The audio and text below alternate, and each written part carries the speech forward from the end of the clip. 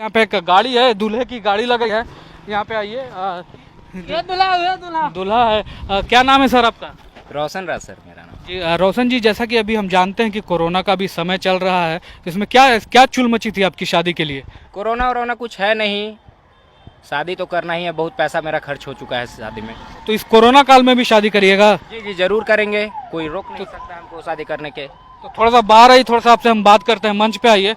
Makeup तो इतना किया, लग रहा है भरतनाट्यम करने जा रहा है।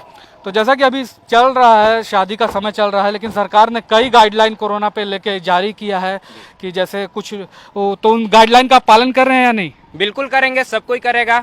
तो गाइडलाइन में भी है कि एक बार में करीब 100 लोगों को, सिर्फ 100 लोगों को ही जाने की अनुमति है। तो आप बारात जा रहे हैं लेके, तो कितने लोगों को लेके जा रहे हैं आप? कम से कम 150-200 तो जाएगा ना सर।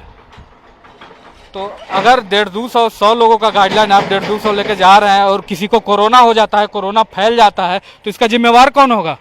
कोरोना ये सब कुछ है नहीं, ये सब सिर्फ आदमी को चूतिया बनाने का काम हो रहा है और कोई कोरोना का काम नहीं है। कहाँ है कोरोना? कहीं नहीं है कोरोना।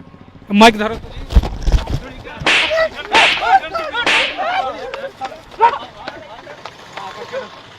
साला आपने तो लाड़ चटेगा, 150 के और लाड़ चटा देगा।